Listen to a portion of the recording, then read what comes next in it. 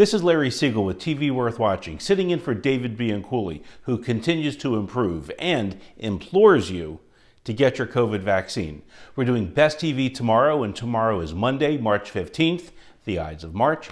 And while we could point you to the return of Bob Hart's Abishola on CBS, that's sweet comedy, or something from my special sweetheart Sky, Alaska, The Last Frontier, instead we have a streaming alert.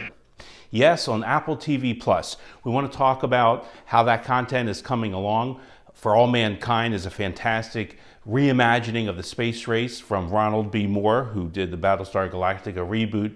But what we really want to point to is a home run, something that we all deserve in 2021, Ted Lasso. This 10-episode season is a very funny show, but it's more than just a finely written and well-acted comedy. Jason Sudeikis, in his Ted Lasso character, has essentially created a remarkably unique TV role. The way Columbo or Archie Bunker or Tony Soprano have a place in TV lore, so will Ted Lasso. It's a fish-out-of-water story about a successful college football coach who's been recruited to take over a floundering UK soccer team and face the relentless scorn of his players, the fans, and perhaps his own management. But here's the thing, unlike the recent parade of flawed protagonists dealing with their darker impulses, like a self-destructive admin or a selfish meth-cooking science teacher, Ted Lasso goes in the other direction. Whenever you expect the show to do the typical thing, a move toward farce, or have its lead succeed despite his bumbling, nuh-uh. Ted Lasso wins the day through competence, boundless optimism, humility, and authenticity. What a panacea for our own days of coming out of the darkness. A leader who's a humble hero, who deeply cares about improving the lives of all around him. Jason Sudeikis deserved his Golden Globe and Critic Choice Awards for Best Actor in a Comedy Series. And in 2021, we deserve Ted Lasso.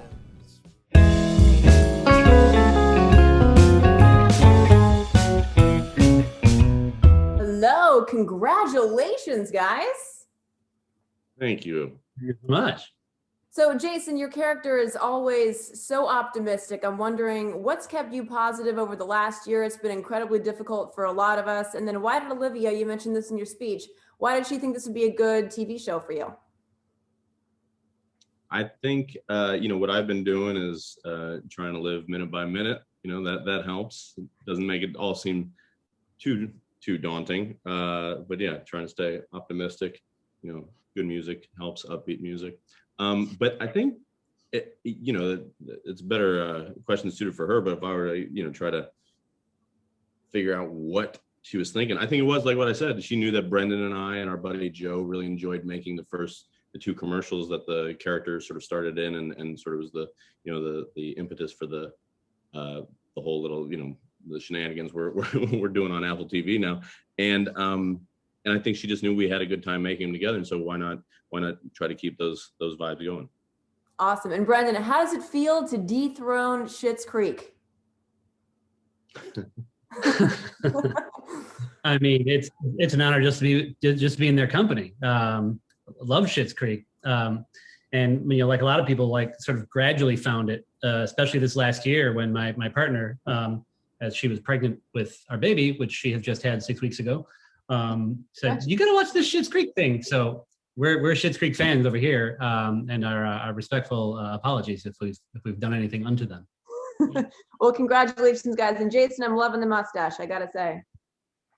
Thank you. It's a rental.